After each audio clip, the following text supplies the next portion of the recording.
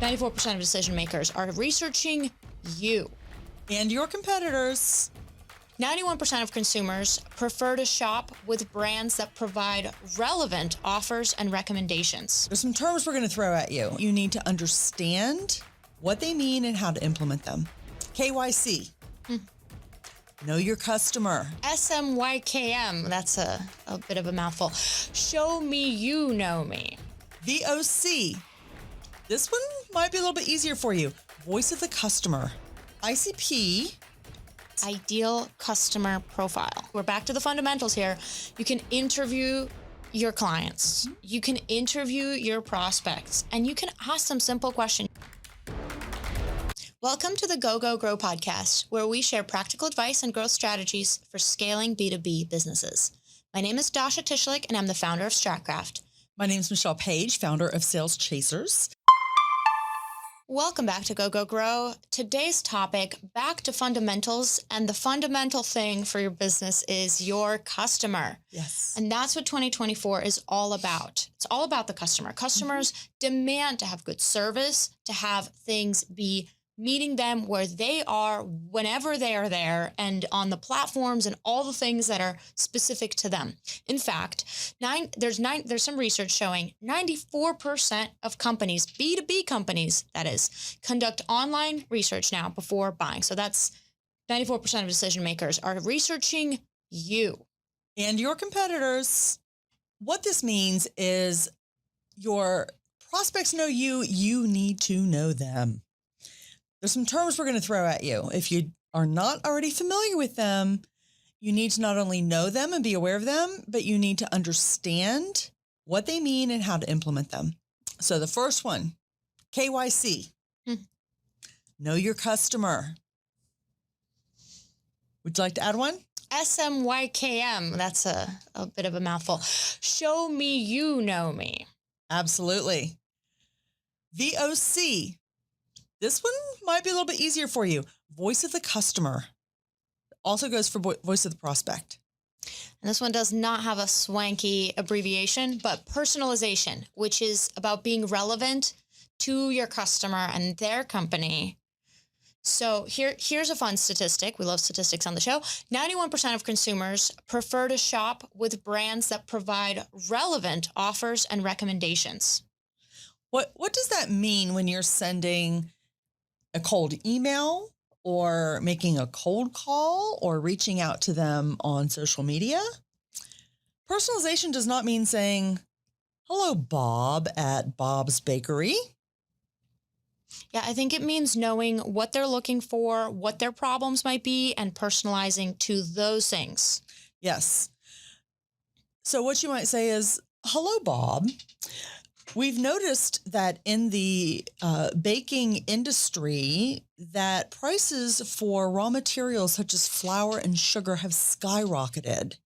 And we have a solution to help you predict those costs better and therefore price your items better. That's personalization. That's know your customer. That's show me you know me. So today's episode, we're going to structure very simply. We're going to cover the 5 Ys and 1 H. The 5 Ws, sorry. We're covering the 5 Ws and 1 H. And we're going to start with who? Yes. So the terms that you may also have heard is ICP and TAM or TAM. So in the sales and marketing world, this is who your customer base is, the description of your customer. Now, there's a big important difference here to keep in mind. ICP, Dasha, do you know what that is? Ideal customer profile. Exactly. That is that needle in the haystack, the one that is really the customer you want to get. TAM. Total addressable market. Absolutely. Anyone who can and probably should use your product. So let me put this in sales and marketing terms. Total addressable market, that is who you market to. It's one to many. Throw the spaghetti at the wall, see what sticks. That's important. You want to get your message out there. ICP. This is my favorite. This is the profile of the customer that you solve their pain so well. You help them achieve their goals and their gain so precisely. There really is no other choice but you. And what they do for you is they decrease your sales cycle. They decrease the time and expense it takes to onboard them. They become a long-term customer, a raving fan.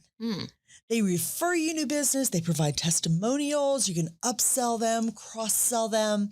And it's just a perfect symbiotic relationship. That's who you sell to. TAM, you market. ICP, you sell. So we're going to dig into this a little bit deeper. The first W that we want to really dig into is the what. So Dasha. So you have a cool product, but you got to really understand what problem you solve from the customer's point of view. So first of all, you got to know, do they even know they have a problem? Because sometimes they don't. And then if they know, do they see the problem the same way that you see their problem? And I have a very simple practical example. So I teach a class at University of Virginia. And every year every semester, we do a survey with the students. And the things that they love the most about the class is not always the same thing that we faculty want to teach them the most, right? Now, that's an academic environment, and we have a slightly different relationship than a business and a solution, but we need to know exactly what it is that the students also get the most out of class to make sure we don't drop that from the class and thereby drop all our student attendees. So that's something that you should be looking at is, yes, you're solving a problem for them, but how does the customer see it from their perspective? May I put a sales and marketing spin on that in your example? So you understand what the students love about your program, your syllabus, your format. But the things they don't mention are the things they say, you know what, we really don't care for that too much. That's what you need to enhance. You need to build it up. You need to improve it. You need to make it shiny and dare I say sexy. Oh yeah. So it's more appealing to your prospects and clients. Gives you a lot of information. That's a great point.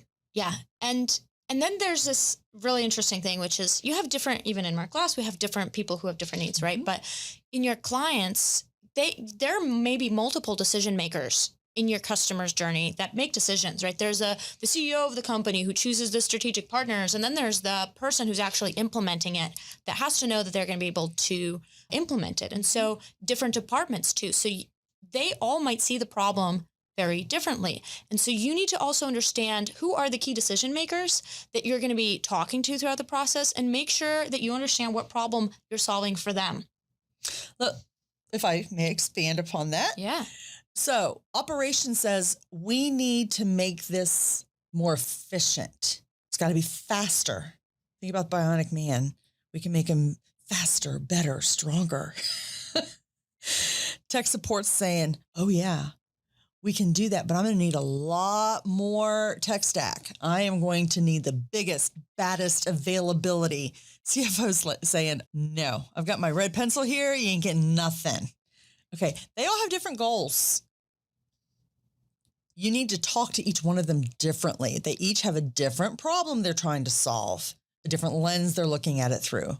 You need to understand how your product or service solves each of their different problems.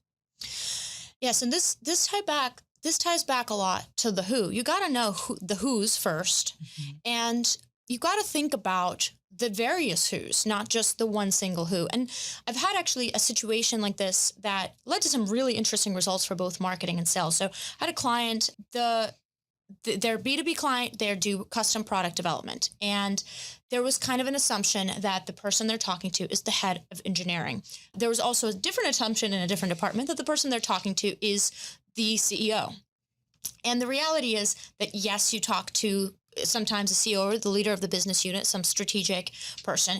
Yes, you work with the engineering team and you better be jiving together. But there's also this very important person in this whole mix called the program manager, the project manager. And that's the person who has to do all the communication and reports. And the CEO has a concern, oh, we want the coolest new technology, the snazziest product, the most, partnership that has really good basis. The engineers want to make sure the technology and the product's going to work. And the project manager, they have to deal with all the headaches. They're like, is this going to get through the certifications it needs to get through? Is this going to be on time? Are you people an organized group of people, or are you like a bunch of engineers that just like willy-nilly come up with stuff? So being able to address, we are good partners and we have great capabilities, but also we know how to work with project managers. We provide timelines and we have regular meetings. It sounds like, of course, you're going to have regular meetings and provide timelines, but demonstrating that up front was actually something a decision maker found value in. And that wasn't even the main, thing that the company did. So as you learn these things, you're able to then bring that into your marketing and bring that into your sales conversations to ensure you address their problems up front. So the problem you solve is not just the problem that your product or service solves, but it's the dynamics of the organization. It is the intrinsic, or shall we say selfish problems that each of those personas have, so that you make them look good, that you make their job easier. So there's a lot of problems you're solving here. You've got to understand each and every one of them. And there's some really well-known tools that can always be gone back to the basics, right? We're back to the fundamentals here. You can interview your clients. You can interview your prospects, and you can ask them simple questions. You can ask them, hey, this problem that we solve for you, like, of the things that you have on your plate, like, how painful is this thing? How important is this versus other things you have to deal with daily? And what is it that is most important from our solution to you? And you can also do focus groups and even surveys. You can ask these questions directly. And this is not a very difficult, it doesn't have to take a long time from their day, and can be part of like a very happy, friendly conversation that you have with a customer or a past customer. One of the things I love most about focus groups is not only do you get insight into your customer, your prospect, their needs, their goals, their pains, their hopeful gains, you also find out a lot about your competitors. Yeah. Because if they already have a solution in place, you find out, are they happy with it? Is their competitor doing something particularly well? Maybe there's some areas that you can sneak in to fill a gap that competitor has. Focus groups are valuable. And one of the things you might find out is that you might have the superior the better product, one that solves the problem more directly from your perspective. But your competitor might just have better customer service and just be friendlier, or, be more closely located and driving over to see them. I mean, those things do happen. So knowing the what problem you solve for them and what is it that they're really solving for becomes really important. So talking of the competitive landscape, how do you think about competitors? Like, do you have any categories you place them in? Well, there's so many different ways that you can look at them, different lenses, whether it's a price competitor, whether it's a geographic competitor, whether it's a one-to-one product or capabilities competitor. Maybe it's a name brand versus a no name. So the important thing is not who you see as a competitor, but what is your prospect or your client seeing as a competitive solution. And one thing you sometimes see is that the true competitor to your solution, to your product or your service, is actually the customer solving it through some sort of hack themselves in their own company. So they put together some Excel spreadsheet with some sort of automation, and so it's cumbersome, and maybe it's not very efficient, and it doesn't have all the same features, but they already kind of have like a stopgap, and they don't realize that something could be better, or that their solution is going to break down over time. It's the good enough solution. It's the good enough solution. Or, sometimes a company might say, well, we'll work with you, like say product development, but like, shouldn't we just build out our own product development team? And so sometimes the competitor is somebody inside the customer team, or some sort of stopgap type of patched up solution. And so you have to kind of wonder and ask even the customer, how would they solve this if your solution didn't exist and or if it was cost prohibitive? Yeah.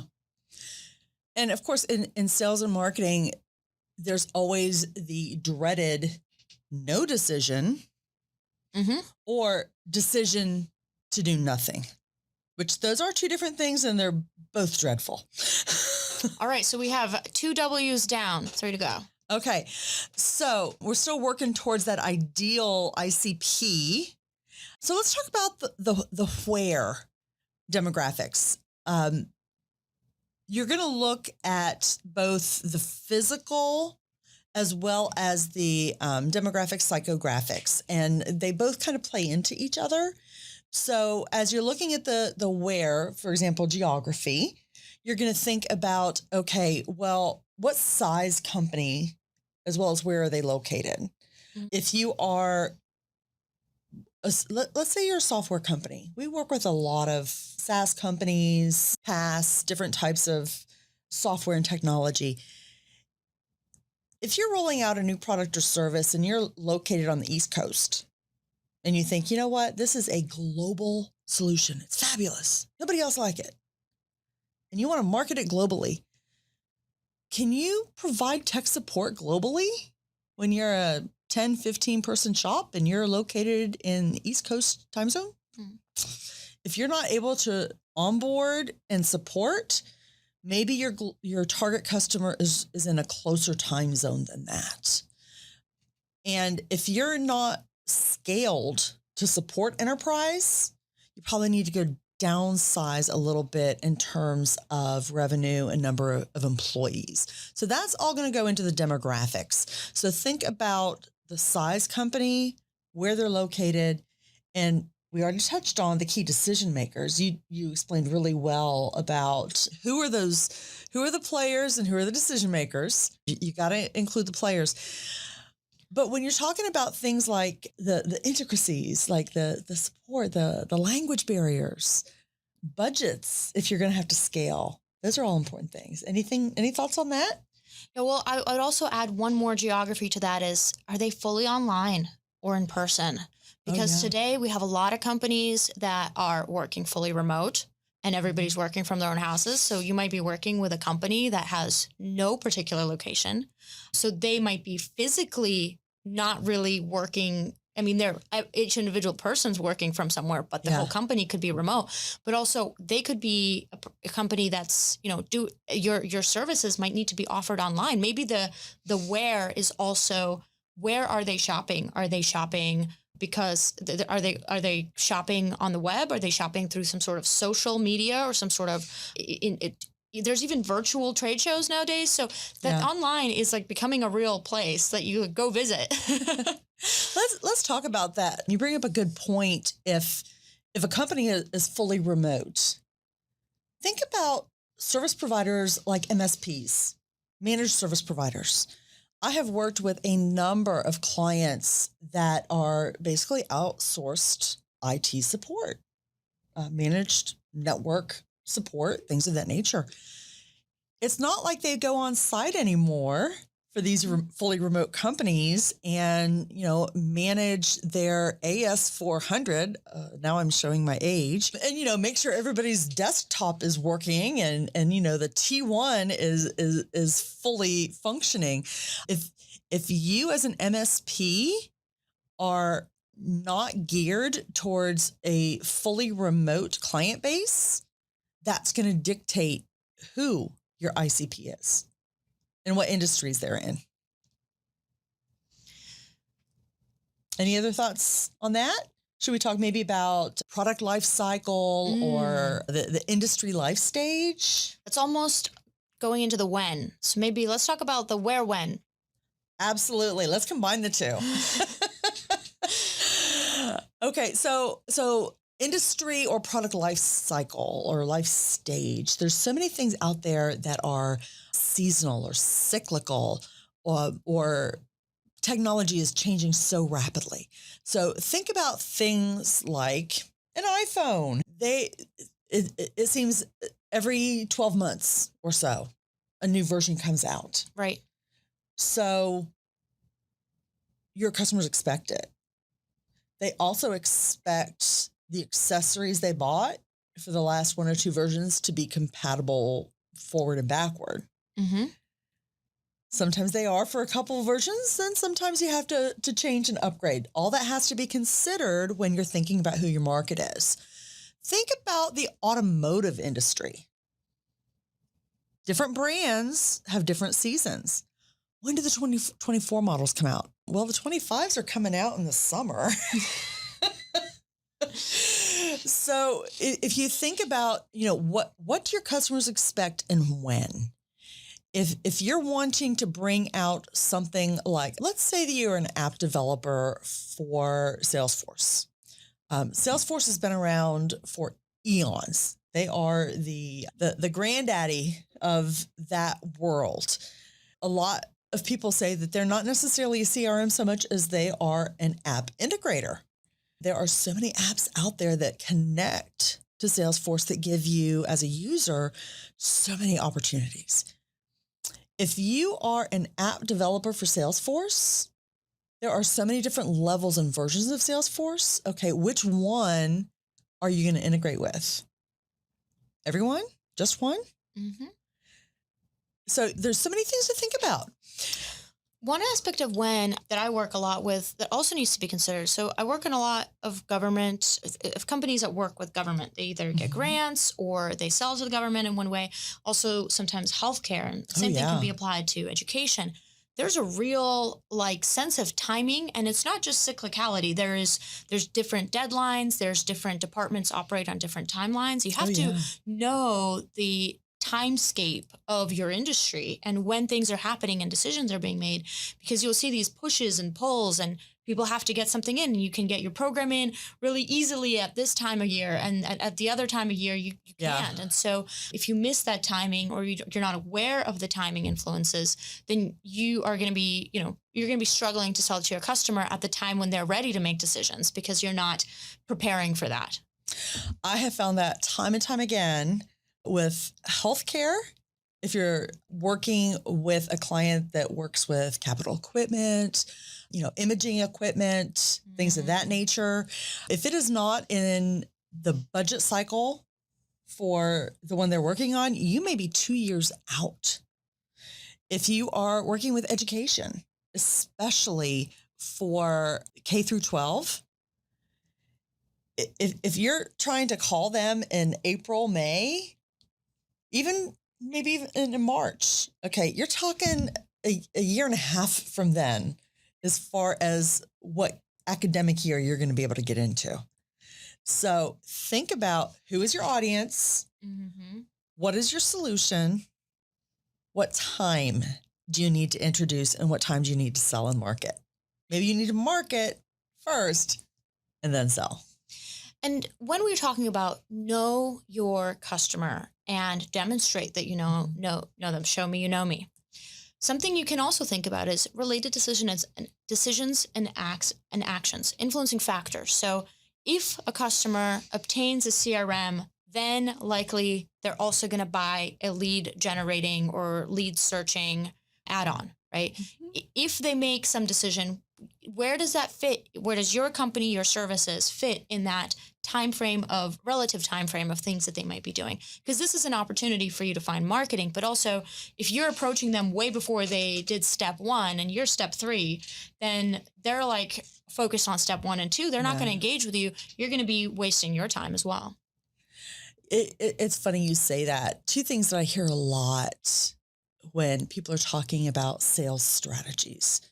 And I've been active in that social media world for a couple of decades. So the people that I follow and who follow me, a lot of them are saying 2 things that I hear a lot of. First of all, intent data, that's what you need. That's what you need. So get a data source that has intent data and that shows what tech stack they're using. I don't have a lot of faith in that. Now, this is personal opinion. This is not, gospel according to Michelle. But if you have somebody in your company that you're targeting that's looking for new APAR software. It could be one person out of 500 employees looking for it. It's going to show up as intent data. Don't be led astray. You have to know your customer. Don't rely on something like intent data as the gospel. You need to do more research. You need to know other information as well. The other thing, so many people in sales will say, look for recent job changes. When somebody comes in as a new VP of this or director of that, in the first 30, 60, 90 days, they want to make their mark. That's when you need to call them. That's when you need to sell to them. I don't know a lot of people that want to go in and stir waves and spend a lot of money on new technology unless that's what they've been charged to do.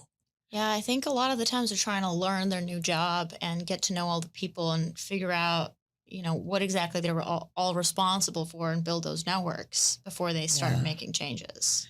So again, this is blanket advice that a lot of people will hear, but before you apply it, think about what we said. Know your customer, voice of the customer, and then show them you know them. And again, talk to your customers, ask these questions. Ask them like, hey, we met with you at this trade show, but what are we've been thinking we want to go to more trade shows. What trade shows do you go to? Mm-hmm. Okay. Oh, here's other trade shows they go to. Well, what about this one? We thought about this one. Oh, we don't go to that show. Okay, that's it. I mean, of course you want to be discovering other customers as well, but if you go across your best customers, the people who've been with you, the people who easily adopted your technology, and they all go to a show you don't go to, and they don't go to any of these other shows you might have thought were good prospect shows, that's a really, you can ask your customer these things. Just include it casually in some of the conversations you have through your sales team. Include it casually in a question at the end of, something you send them. Just be like, hey, just quick question. Do you do this or do you not do this? Does this matter? Does this not matter? It's interesting you say that. I worked on a voice of the customer survey for a biometric security company addressing the fintech market. And they're always trying to innovate. Everybody knows that one thing that is always changing is technology, especially fintech, especially security, cybersecurity, that sort of thing. So this was a very interesting voice of the customer project. And some of the questions they asked, it was a short survey. I think there were only 10, 12 questions that we asked. One was, who do you follow on social media? What social media do you participate in? What other journals or online resources do you use? If you're looking to research something, where do you go first? Is it a peer? Is it an online resource? Is it a vendor? Mm-hmm. These are great questions. That's how you find not only who your market is, but are you doing the right things with your current clients?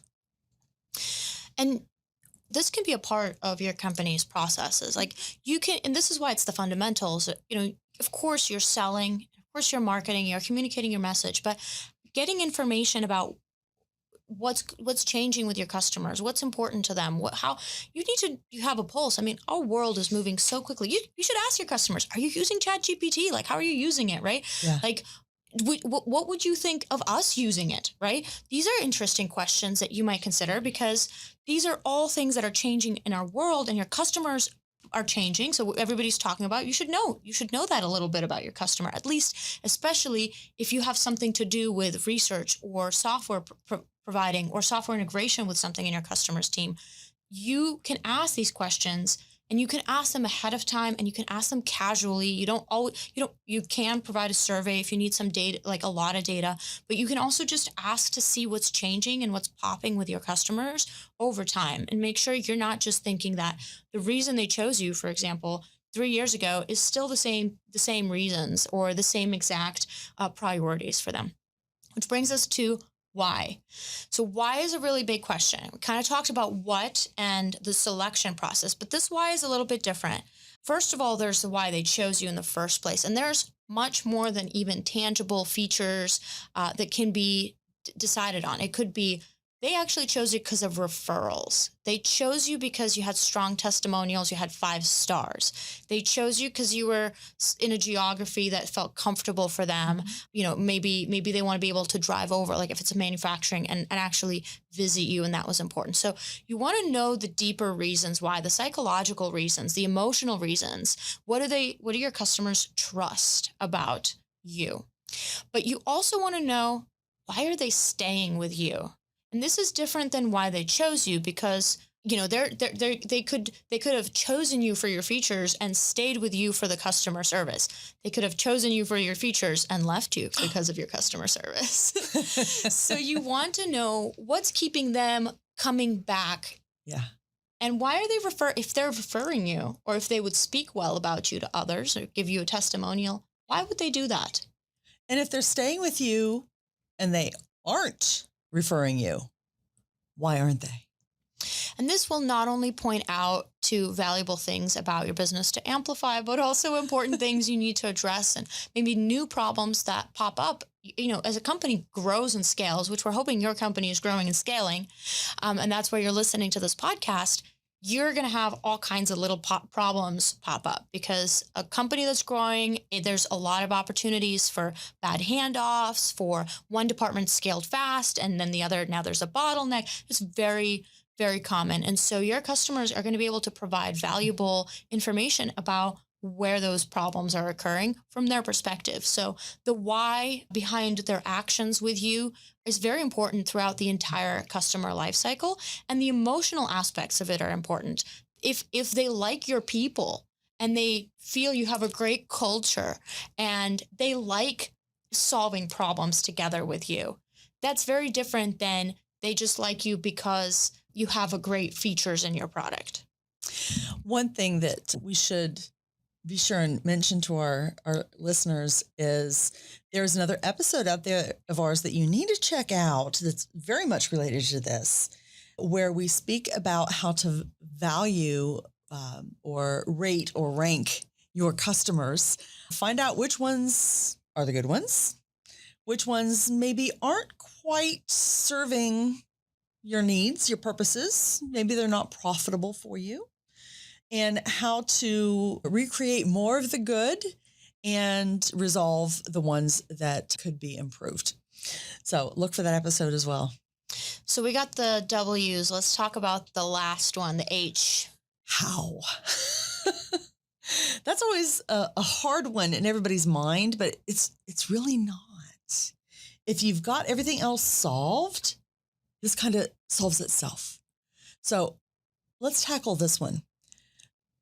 You've figured out who you want to market to, who you want to sell to. Okay, but how are you going to market to them? And why are you going to market that way? Okay, well, think about it. If you've identified that your best prospects are in your time zone and the adjacent time zone, and so locality is important, and you've identified that it's an industry that typically is very interactive, and it's smaller companies that you're working with, you're probably going to look at things that are a little bit more social, a little bit more interactive. So digital, social, there may be user groups, there may be things that are a little bit more regional, and trade shows, whether they're virtual trade shows like Dasha mentioned, or actual trade shows. A lot of the smaller companies will go to some of the smaller, more regional trade shows, and that's a great way that you can get yourself known. You can get a better feel for your customer, what they're looking for. So that's one example of how you can say, okay, well, this is who I want to get to know and who I want them to get to know me. How am I going to market to them? Think about the why, think about the how. And also, how are you going to onboard and support that customer? Because as we talk about it, it's all about the customer. And if those are important steps in the process of the customer life cycle, and also you have multiple decision makers, and each of those decision makers has different priorities and things that they want make sure are covered, you want to make sure these are purposeful things that you're doing, that you're not just leaving the customer once you acquire them thinking, okay, well, we really marketed it to them, but now they're floundering because they're trying to get support, or they have questions, or they have multiple stakeholders, and we didn't actually think about all the people we're going to need to help out as the product or service gets implemented with the customer. You're absolutely right. If you sign 100 new prospects and they become clients, and you drop the ball on 98% of those onboardings, or that transition from sales to customer success, you're left with a net of 2 customers. Mm-hmm. So it's not going to be repeatable, scalable, replenishable. So that entire process has to be seamless. That's right. And, processes are very much a fundamental thing a company should have. And so, sales, marketing, onboarding, the flow of your customer through your company is a fundamental thing. That's the how of your company, right? There's the what, the product or service. The how is how the customer goes from, where they were at to now they're using your service for many years to come. What's that whole journey looks like? We'll be talking about that in customer journeys in a lot of detail. But it's a very important type of process map to have. It is a fundamental for your business. If you join us for the episode, we're going to walk you through how to create that customer journey, how to make it a living document that you go back to, you touch base with it, you monitor it, you keep it interactive, and we break it down so simple. Join us for that episode. We hope you found value in this episode. Please share this podcast with someone you know that might also find it useful to scale their business. Go Go Grow is found across all major podcast platforms as well as on YouTube. We'll see you on the next episode. And also, please join us for our office hours. You'll find details in our show notes.